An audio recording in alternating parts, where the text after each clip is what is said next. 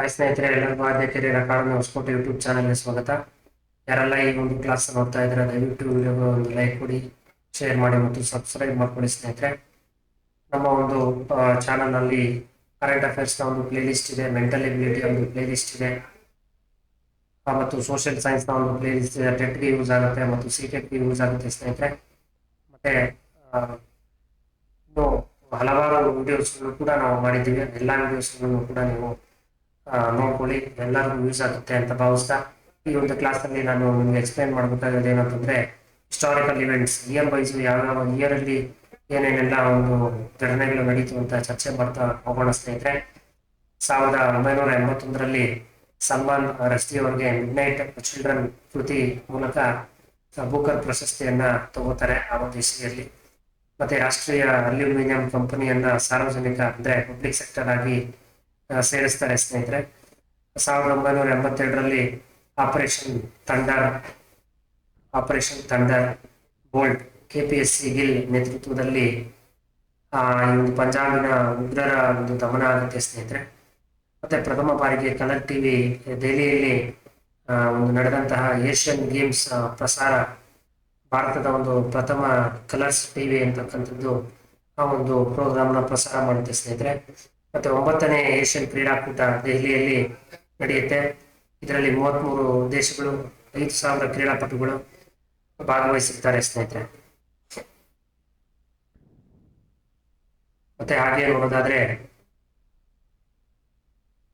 1983ರಲ್ಲಿ ವಿಶೇಷವಾಗಿ ಭಾರತದಲ್ಲಿ ಪ್ರಥಮ ಆಲಿಪ್ತ ಸಂಘಟನೆ ದೆಹಲಿಯಲ್ಲಿ ಸಂಘಟನೆ ಅನ್ನತಕ್ಕಂಥದ್ದು ಪ್ರಾರಂಭ ಆಗುತ್ತೆ. ದೆಹಲಿಯಲ್ಲಿ ಕಪಿಲ್ ದೇವ್ ನೇತೃತ್ವದಲ್ಲಿ ಭಾರತದ ಕ್ರಿಕೆಟ್ ತಂಡಕ್ಕೆ ವಿಶ್ವಕಪ್ ಅನ್ನತಕ್ಕಂಥದ್ದು ನಮಗೆ ಸಿಗುತ್ತೆ 1983ರಲ್ಲಿ. ಅದು ಕಪಿಲ್ ದೇವ್ರಿಂದ ಅವರ ಒಂದು ಕ್ಯಾಪ್ಟನ್ಶಿಪ್ ಅಲ್ಲಿ. ಇದೇ ವರ್ಷದಲ್ಲಿ ಮಾರುತಿ 800 ಅಭಿಯಾನ ನಡೆಯುತ್ತೆ. 2 ವರ್ಷದಲ್ಲಿ ಸುಮಾರು ವೆಹಿಕಲ್ಸ್ ಅನ್ನ ಸೇಲ್ ಮಾಡ್ತಾರೆ. ಇದು ಒಂದು ತುಂಬಾ ಸೇಲ್ಸ್ ಆಗಿರ್ತಕ್ಕಂಥ ಒಂದು ವೆಹಿಕಲ್ ಆಗಿರುತ್ತೆ ಮಾರುತಿ 800. ನಿಮಗೆಲ್ಲ ಗೊತ್ತಿರುತ್ತೆ, ಮಾರುತಿ 800 ನೋಡಿರ್ತೀರಾ, ಓಡಿಸಿರ್ತೀರಾ ಕೂಡ. 1984ರಲ್ಲಿ ಪಂಜಾಬಿನ ಖಲಿಸ್ತಾನ್ ಭಯೋತ್ಪಾದನೆಯನ್ನ ನಿಗ್ರಹಿಸುವುದಕ್ಕಾಗಿ ಆಪರೇಷನ್ ಬ್ಲೂ ಸ್ಟಾರ್, ಇದಕ್ಕೆ ಪ್ರತೀಕಾರವಾಗಿ ಇಂದಿರಾ ಗಾಂಧಿಯ ಹತ್ಯೆ ಆಗುತ್ತೆ ಸ್ನೇಹಿತರೆ. ಯಾಕಂದ್ರೆ ಆಗಿನ ಕಾಲದಲ್ಲಿ ಇರ್ತಕ್ಕಂಥ ಪ್ರೈಮ್ ಮಿನಿಸ್ಟರ್ ಇಂದಿರಾ ಗಾಂಧಿ ಅವರು ಆರ್ಡರ್ ಮಾಡ್ತಾರೆ, ಖಲಿಸ್ತಾನ್ ಅನ್ನ ನಾಶ ಮಾಡಿ, ಭಯೋತ್ಪಾದನೆ ಮಾಡ್ತಾ ಇರ್ತಾರೆ ಅನ್ನೋದನ್ನ ನಾಶ ಮಾಡಿ ಅಂತೇಳಿ ಆಪರೇಷನ್ ಬ್ಲೂ ಸ್ಟಾರ್ ಅನ್ನ ಇಂಪ್ಲಿಮೆಂಟ್ ಮಾಡ್ತಾರೆ. ಅದಕ್ಕಾಗಿ ಅವರ ಒಂದು ಮರಣ ಉಂಟಾಗುತ್ತೆ ಸ್ನೇಹಿತರೆ. ಒಂದು ಸೇಡ್ಗಾಗಿ ಅವರನ್ನು ಹತ್ಯೆ ಮಾಡ್ಬಿಡ್ತಾರೆ. ಭೂಪಾಲ್ನಲ್ಲಿ ಅನಿಲ ದುರಂತ ಆಗುತ್ತೆ. ಸ್ಥಳೀಯ ಯೂನಿಯನ್ ಕಾರ್ಬೈಡ್ ಫ್ಯಾಕ್ಟರಿ, ಅದರಿಂದ ಮಧ್ಯರಾತ್ರಿ ಏನಾಗುತ್ತೆ, ಹೊರಬಿದ್ದಂತ ವಿಷ ಅನಿಲದಿಂದ ಸುಮಾರು 2,000 ಮಂದಿ ಪ್ರಾಣ ಹೋಗುತ್ತೆ ಸ್ನೇಹಿತರೆ, ಬಲಿ ತೆಗೆದುಕೊಂಡ್ಬಿಡುತ್ತೆ ಒಂದು ಫ್ಯಾಕ್ಟರಿ. ದೆಹಲಿಯ ಗಲಭೆಯ ಬಗ್ಗೆ ತನಿಖೆ ನಡೆಸಲು ನೇಮಿಸಲ್ಪಟ್ಟ ಆಯೋಗ ರಂಗನಾಥ್ ಮಿಶ್ರಾ ಆಯೋಗ ವನ್ನ ಪ್ರಾರಂಭಿಸ್ತಾರೆ ಮತ್ತೆ ನೇಮಕ ಮಾಡ್ತಾರೆ ಕೂಡ. ದೆಹಲಿಯಲ್ಲಿ ಗಲಭೆ ಉಂಟಾಗಿರುತ್ತೆ. ಆ ಒಂದು ಗಲಭೆಗೆ ವಿಚಾರವಾಗಿ ಭಾರತ ರಷ್ಯಾ ಜಂಟಿ ಸಂಯೋಗದಲ್ಲಿ ಭಾರತದ ರಾಕೇಶ್ ಶರ್ಮಾ ಅವರು ಬಾಹ್ಯಾಕಾಶಕ್ಕೆ ಲಗ್ಗೆ ಇಡ್ತಾರೆ. ರಾಕೇಶ್ ಶರ್ಮಾ ಅವರು ನೋಡಿ 1984ರಲ್ಲಿ ಬಾಹ್ಯಾಕಾಶಕ್ಕೆ ಲಗ್ಗೆ ಇಡ್ತಾರೆ ಸ್ನೇಹಿತರೆ.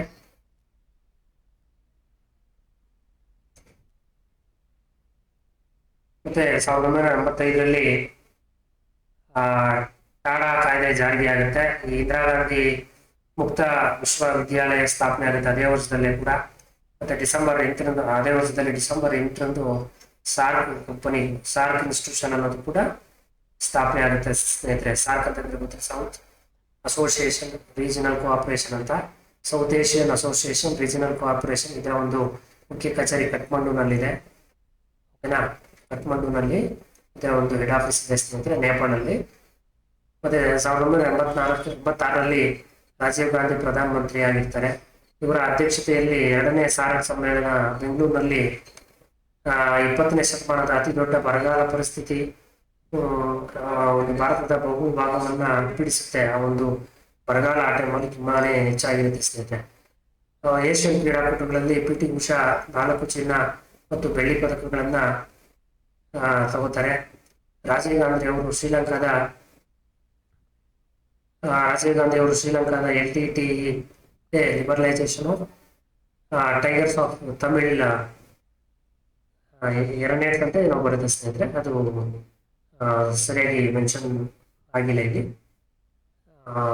ಈ ಒಂದು ಸಂಘ ಏನ್ ಮಾಡ್ತಾರೆ, ತುಂಬಾ ಪ್ರಾಬ್ಲಮ್ ಕೊಡ್ತಾ ಇರ್ತಾರೆ ಶ್ರೀಲಂಕಾದಲ್ಲಿ ತಮಿಳಿಯನ್ಸು.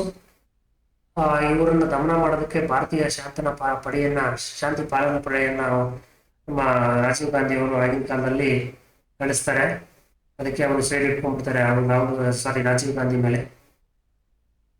ಮತ್ತೆ 1990ರಲ್ಲಿ ಏನಾಗುತ್ತೆ ಅಂತಂದ್ರೆ 1978 ಆ ಇಸ್ವಿಯಲ್ಲಿ ನೇಮಕಗೊಂಡಿದ್ದ ಮಂಡಲ ಆಯೋಗ ವರದಿ ಫೆಬ್ರವರಿ 4ರಲ್ಲಿ ಕೇರಳದ ಎರ್ನಾಕುಲಂ ಜಿಲ್ಲೆಯಲ್ಲಿ ದೇಶದ ಪ್ರಥಮ ಸಂಪೂರ್ಣ ಒಂದು ಸಾಕ್ಷರ ಜಿಲ್ಲೆ ಅಂತ ಘೋಷಣೆ ಆಗ್ಬಿಡುತ್ತೆ ಸ್ನೇಹಿತರೆ. ಅಂದ್ರೆ ಲಿಟ್ರಸಿ ಹೆಚ್ಚು ಇರ್ತಕ್ಕಂಥ ಒಂದು ಡಿಸ್ಟಿಕ್ ಅದು. ಇದೇ ವರ್ಷದಲ್ಲಿ ಅಡ್ವಾಣಿ ಅವರ ರಥಯಾತ್ರೆ ಕೂಡ ಪ್ರಾರಂಭವಾಗುತ್ತೆ.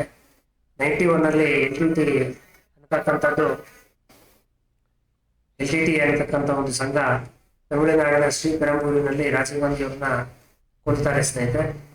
ರಾಜೀವ್ ಗಾಂಧಿ ಅವರ ಹತ್ಯೆಯ ತನಿಖೆಯನ್ನ ನಡೆಸಲು ಜೈನ್ ಆಯೋಗ ನೇಮಿಸುತ್ತೆ. ಆಯೋಗದ ಹೆಸರು ಜೈನ್ ಅಂತ. ಅಂದಿನ ಪ್ರಧಾನಿಯಾಗಿರ್ತಕ್ಕಂಥ ಪಿ ವಿ ನರಸಿಂಹರಾವ್ ಅವರು ಮತ್ತೆ ಫೈನಾನ್ಸ್ ಮಿನಿಸ್ಟರ್ ಆಗಿರ್ತಕ್ಕಂಥ ಮನಮೋಹನ್ ಸಿಂಗ್ ಅವರು ನೋಡಿ ಈ ಒಂದು ಆರ್ಥಿಕ LPG ನೀತಿಯನ್ನ ಮನಮೋಹನ್ ಸಿಂಗ್ ಅವರು ಜಾರಿಗೆ ಮಾಡ್ತಾರೆ, ಜ್ಞಾಪಕ ಇರಲಿ. ಮತ್ತೆ ನೆಕ್ಸ್ಟ್ 1992ರಲ್ಲಿ ಡಿಸೆಂಬರ್ 6 ಸಂಘ ಪರಿವಾರದ ಉದ್ವಿಗ್ತ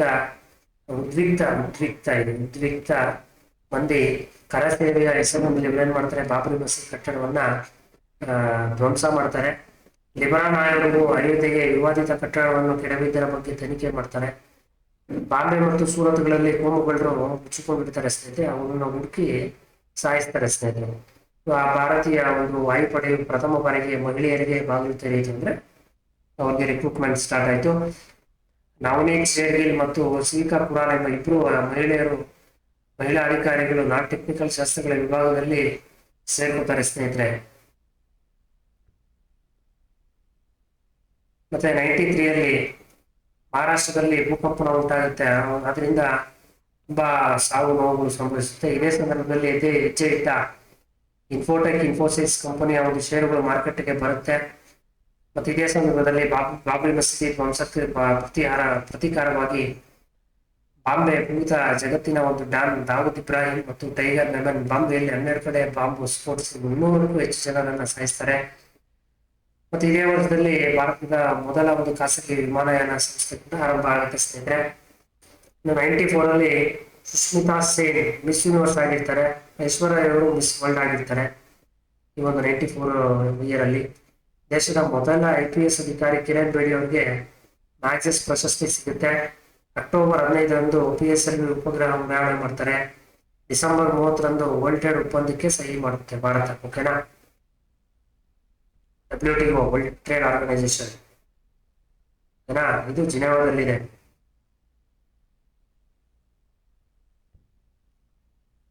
ಮತ್ತೆ 1995ರಲ್ಲಿ ಮಾಯಾವತಿ ಅಂತಕ್ಕಂಥ ಒಬ್ಬ ಮಹಿಳೆ, ಅವರಿಗೂ ಗೊತ್ತಿರ್ತಾರೆ, BSP ಪಾರ್ಟಿಯ ಅಧ್ಯಕ್ಷರವರು.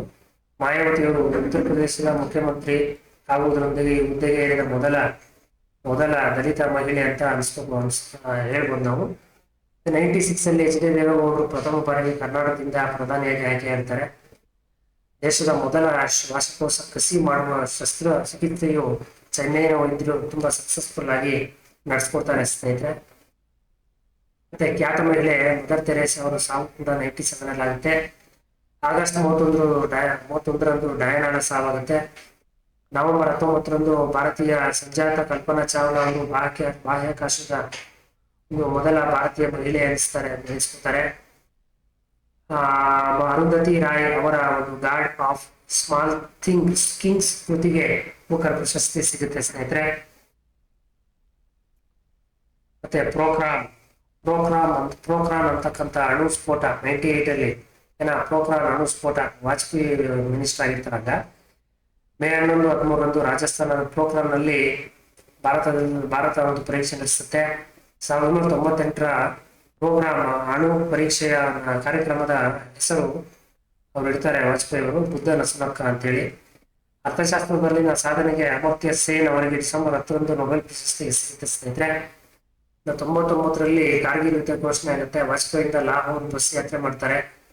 ಅಟಲ್ ಬಿಹಾರಿ ವಾಜಪೇಯಿ ಬಸ್ಸನ್ನ ಏರಿ ಲಾಹೋರ್ಗೆ ಪ್ರಯಾಣ ಬೆಳೆಸ್ತಾರೆ. ಕಾರ್ಗಿಲ್ ಯುದ್ಧದಲ್ಲಿ ಭಾರತೀಯ ಸೇನಾಪಡೆಗೆ ಆಪರೇಷನ್ ಬ್ಲೂ ಸ್ಟಾರ್ ಇಂದ ಪಾಕಿಸ್ತಾನದ ಉಗ್ರವಾದಿಗಳನ್ನ ದಮನ ಮಾಡ್ತಾರೆ ಸ್ನೇಹಿತರೆ. ಪಾಕಿಸ್ತಾನ ವಿರುದ್ಧ ದೆಹಲಿಯಲ್ಲಿ ನಡೆದ ಫಿರೋಜ್ ಶಾ ಕೋಟ್ಲಾ ಮೈದಾನದಲ್ಲಿ ಟೆಸ್ಟ್ ಕ್ರಿಕೆಟ್ ಪಂದ್ಯದ ಒನ್ ಡೇನಲ್ಲಿ ಎಲ್ಲ 10 ವಿಕೆಟ್ಗಳು ಏನ್ ಮಾಡ್ತಾರೆ, ಅನಿಲ್ ಕುಂಬ್ಳೆ ಅವರು ತೆಗೆದುಕೋತಾರೆ. ಅವರು ಒಂದು ಸಾಧನೆ ಮಾಡ್ತಕ್ಕಂಥ ಒಂದು ಸನ್ನಿವೇಶ ಅಲ್ಲಿ ಕ್ರಿಯೇಟ್ ಆಗುತ್ತೆ. ಇದು ಒಂದು ಮೊಟ್ಟ ಮೊದಲ ಭಾರತೀಯದವರು ಆಗಿರ್ತಾರೆ, ಮತ್ತೆ ವಿಶ್ವದಲ್ಲಿ 2ನೇ ವ್ಯಕ್ತಿ ಕೂಡ ಆಗಿರ್ತಾರೆ ಸ್ನೇಹಿತರೆ. ಇನ್ನು 2000ನೇ ಇಸ್ವಿಯಲ್ಲಿ ಹೊಸ ರಾಜ್ಯಗಳ ರಚನೆ ಆಗುತ್ತೆ. 3 ರಾಜ್ಯಗಳ ರಚನೆ ಆಗುತ್ತೆ. ಆಗ ಮೇ 12ರಂದು ಅಧಿಕೃತವಾಗಿ ಭಾರತದ ಜನಸಂಖ್ಯೆ 100 ಕೋಟಿ ದಾಟಿಬಿಡುತ್ತೆ ಸ್ನೇಹಿತರೆ. ಅದೇ ಒಂದು ಸಂದರ್ಭದಲ್ಲಿ ಗುಜರಾತಿನ ಒಂದು ಅಕ್ಷರಧಾಮದ ಮೇಲೆ ದಾಳಿ ಕೂಡ ನಡೆಸಲಾಗುತ್ತೆ. ಕರಣಂ ಮಲ್ಲೇಶ್ವರಿ ಅವರು ಒಲಿಂಪಿಕ್ಸ್ ನ ವೈಟ್ ಲಿಫ್ಟಿಂಗ್ ಅಲ್ಲಿ ಕಂಚಿನ ಪದಕ ಗೆಲ್ತಾರೆ ಅದೇ ಒಂದು ವರ್ಷದಲ್ಲಿ 2000 ಅಲ್ಲಿ. ಮತ್ತೆ ಇದೇ ಸಂದರ್ಭದಲ್ಲಿ ಭಾರಿ ಭೂಕಂಪ ಆಗುತ್ತೆ ಸ್ನೇಹಿತರೆ ಗುಜರಾತ್ ಅಲ್ಲಿ. 2001ನೇ ಇಸ್ವಿಯಲ್ಲಿ ಪಾರ್ಲಿಮೆಂಟ್ ಸಂಸತ್ತಿನ ಮೇಲೆ ಕೂಡ ದಾಳಿ ಮಾಡ್ತಿರ್ತಾರೆ ಉಗ್ರರು.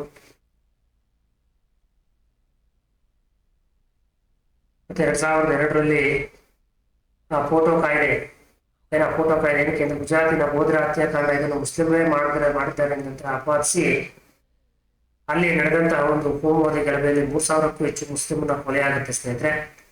ಅದಾದ ನಂತರ ನೆಕ್ಸ್ಟ್ ಭಾರತ ಮತ್ತು ಚೀನಾಗಳ ನಡುವೆ 40 ವರ್ಷಗಳಾದ್ಮೇಲೆ ನೇರ ವಿಮಾನಯಾನ ಪ್ರಾರಂಭ ಆಗುತ್ತೆ.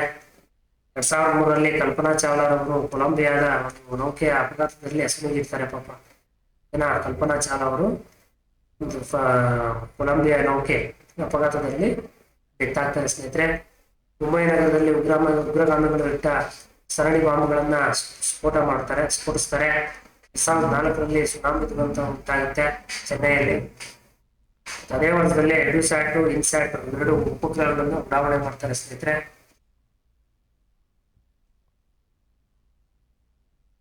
ಮತ್ತೆ 2005ರಲ್ಲಿ ಸೌರ ದಿನವು ನಕ್ಷತ್ರಿಕ ದಿನಕ್ಕಿಂತ 4 ನಿಮಿಷ ಅಧಿಕವಾಗಿರುತ್ತದೆ.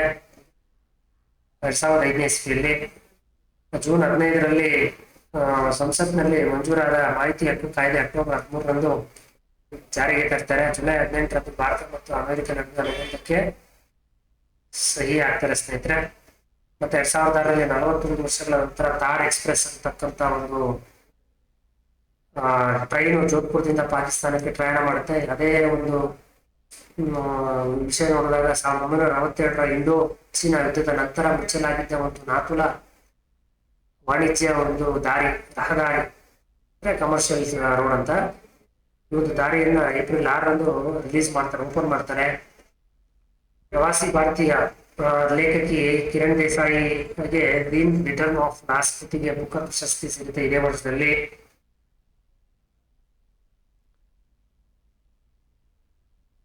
ಮತ್ತೆ 2007ರಲ್ಲಿ ಭಾರತೀಯ ಸಂಜಾತಿಯ ಸುನೀತಾ ವಿಲಿಯಮ್ಸ್ ಬಾಹ್ಯಾಕಾಶದ ಮೇಲೆ ನಡೀತಾರೆ.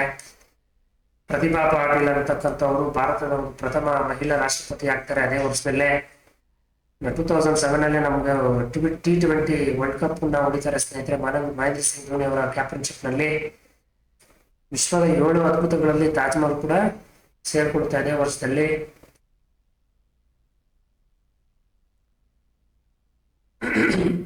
ಮತ್ತೆ 2008ರಲ್ಲಿ ಬೀಜಿಂಗ್ ನಲ್ಲಿ ನಡೆದ ಒಲಿಂಪಿಕ್ಸ್ ಶೂಟಿಂಗ್ ನಲ್ಲಿ ಅಭಿನವ ಬಿಂದ್ರಾ ಚಿನ್ನದ ಪದಕ ಗೆದ್ದುಕೊಳ್ತಾರೆ. ಅರವಿಂದ್ ಅಡಿಗರ ವೈಟ್ ಟೈಗರ್ ಕೃತಿಗೆ ಬೂಕರ್ ಪ್ರಶಸ್ತಿ ಲಭಿಸುತ್ತೆ. ಭಾರತದ ಪ್ರತಿಷ್ಠಿತ ಪ್ರಶಸ್ತಿಯಾದ ಭಾರತದ ರತ್ನ ಪ್ರಶಸ್ತಿ ಪಂಡಿತ್ ಭೀಮ್ಸೇನ್ ಜೋಶಿ ಅವರಿಗೆ ಆ ವರ್ಷದಲ್ಲಿ ಲಭ್ಯ ಆಗುತ್ತೆ. ನವೆಂಬರ್ 26 ಮುಂಬೈ ನಾರಿಮನ್ ಕಟ್ಟಡ ಮೇಲೆ ಉಗ್ರರು ದಾಳಿ ಮಾಡ್ತಾರೆ. ಆಪರೇಷನ್ ಬ್ಲಾಕ್ ಕಾರ್ಯಾಚರಣೆ ಕೈಗೊಳ್ತಾರೆ. ಇದಕ್ಕಾಗಿ ನವೆಂಬರ್ 21 ಮುಂಬೈನ ತಾಜ್ ಮಹಲ್ ಹೋಟೆಲ್ ಅಲ್ಲಿ 4 ಉಗ್ರರು ಕುತ್ಕೊಂಡಿರ್ತಾರೆ. ಅವ್ರನ್ನೆಲ್ಲ ದಮನ ಮಾಡ್ತಾರೆ. ಈ ಒಂದು ಆಪರೇಷನ್ ಹೆಸರು ಆಪರೇಷನ್ ಸೈಕ್ಲೋನ್ ಅಂತೇಳಿ. ಈ ಒಂದು ಕಾರ್ಯಾಚರಣೆಯಿಂದ ಆ ಒಂದು ಆಪರೇಷನ್ ಅಂತ್ಯಗೊಳಿಸ್ತಾರೆ ಸ್ನೇಹಿತರೆ. ಓಕೆ, ಈ ಒಂದು ವಿಡಿಯೋದಲ್ಲಿ ಇರ್ತಕ್ಕಂಥ ಎಲ್ಲಾ ಕಂಟೆಂಟ್ ಅನ್ನು ಎಲ್ಲ ಪಾಯಿಂಟ್ಸ್ ಅನ್ನು ನೋಟ್ ಮಾಡ್ಕೊಂಡು ಬರ್ಕೊಳ್ಳಿ. ಅಥವಾ ಈ ವಿಡಿಯೋನ ಪದೇ ಪದೇ ಕೇಳ್ತಾ ಇರಿ, ನೋಟ್ ಮಾಡಿಕೊಂಡು ಬರ್ಕೊಂಡು ಈ ವಿಡಿಯೋಸಲ್ಲಿ ಇರ್ತಕ್ಕಂಥ ಎಲ್ಲ ಅಂಶಗಳನ್ನ ಮೈಂಡಲ್ಲಿ ಇಟ್ಕೊಳ್ಳಿ. ಎಕ್ಸಾಮ್ಗೆ ಯಾವುದಾದ್ರೂ ಒಂದು 2 ಕ್ವಶನ್ ಅದು ಬರ್ಬೋದು ಅಂತ ಅನಿಸುತ್ತೆ, ನನಗನ್ನಿಸ್ತಾ ಇದೆ. ಅದಕ್ಕೋಸ್ಕರ ಪ್ರತಿಯೊಂದು ಪಾಯಿಂಟನ್ನು ಕೇಳಿಸ್ಕೊಳ್ಳಿ, ಇಲ್ಲಾಂದರೆ ಸಾಧ್ಯತೆ ಬರ್ಕೊಡಿ ಸ್ನೇಹಿತರೆ. ನಿಮಗೋಸ್ಕರನೇ ಸಿದ್ಧಪಡಿಸಿರ್ತಕ್ಕಂಥ ಒಂದು ವಿಡಿಯೋ ಇದು. ದಯವಿಟ್ಟು ಈ ವಿಡಿಯೋಗೆ ಒಂದು ಲೈಕ್ ಕೊಡಿ ಸ್ನೇಹಿತರೆ. ಮತ್ತು ನಮ್ಮ ಚಾನಲ್ನಲ್ಲಿ ಇರ್ತಕ್ಕಂಥ ಕರೆಂಟ್ ಅಫೇರ್ಸ್ನ ಪ್ಲೇಲಿಸ್ಟ್ ಇದೆ, ನೋಡ್ಕೊಳ್ಳಿ ಸ್ನೇಹಿತರೆ. ಮೆಂಟಲ್ ಎಬಿಲಿಟಿ ಪ್ಲೇಲಿಸ್ಟ್ ಇದೆ, ಮತ್ತು social science TET exam use ಆಗುತ್ತೆ, CTET ಎಕ್ಸಾಮ್ ಯೂಸ್ ಆಗುತ್ತೆ, ಆ ಪ್ಲೇಲಿಸ್ಟನ್ನು ಯೂಸ್ ಮಾಡ್ಕೊಳ್ಳಿ. ಇಂಡಿಯನ್ ಕಾನ್ಸ್ಟಿಟ್ಯೂಷನ್ ಕಂಪ್ಲೀಟ್ ವಿಡಿಯೋ ನಿಮಗಿದೆ, ಎಲ್ಲ ಆರ್ಟಿಕಲ್ಗಳನ್ನು ಮೆನ್ಷನ್ ಮಾಡಿ ವಿಡಿಯೋಸ್ ಮಾಡಿದ್ದೀವಿ. ಆ ಒಂದು ಸೀರೀಸ್ ಕೂಡ ಇದೆ, ಅದನ್ನು ಯೂಸ್ ಮಾಡ್ಕೊಳ್ಳಿ. ಇನ್ನು GK ಜನರಲ್ ನಾಲೆಡ್ಜ್ ಸೀರೀಸ್ ಕೂಡ ನಡೀತಾ ಇದೆ, ಆ ಒಂದು ವಿಡಿಯೋಸ್ ಕೂಡ ಯೂಸ್ ಮಾಡ್ಕೊಳ್ಳಿ. ವಿಡಿಯೋಸ್ ಯೂಸ್ ಮಾಡ್ಕೊಳ್ಳಿ. ಕಾಮರ್ಸ್ ವಿಡಿಯೋಸು ಬರ್ತಾ ಇದೆ ಸ್ನೇಹಿತರೆ, ಅದನ್ನು ಯೂಸ್ ಮಾಡ್ಕೊಳ್ಳಿ ಸ್ನೇಹಿತರೆ. ಸೊ ಇಷ್ಟನ್ನ ಹೇಳ್ತಾ ಈ ಒಂದು ಕ್ಲಾಸನ್ನು ಮುಗಿಸ್ತಾ ಇದ್ದೀನಿ. ದಯವಿಟ್ಟು ಈ ವಿಡಿಯೋಗೆ ಒಂದು ಲೈಕ್ ಕೊಡಿ, ಶೇರ್ ಮಾಡಿ ಮತ್ತು ಸಬ್ಸ್ಕ್ರೈಬ್ ಮಾಡ್ಕೊಳ್ಳಿ ಸ್ನೇಹಿತರೆ. ಈ ವಿಡಿಯೋ ನಿಮ್ಗೆ ಇಷ್ಟ ಆಗಿದೆ ಅಂತ ಭಾವಿಸ್ತಾ ಈ ಒಂದು ಕ್ಲಾಸನ್ನ ನಾನು ಎಂಡ್ ಮಾಡ್ತಾ ಇದ್ದೀನಿ. ಎಲ್ಲರಿಗೂ ಒಳ್ಳೆಯದಾಗಲಿ ಸ್ನೇಹಿತರೆ. Thank you.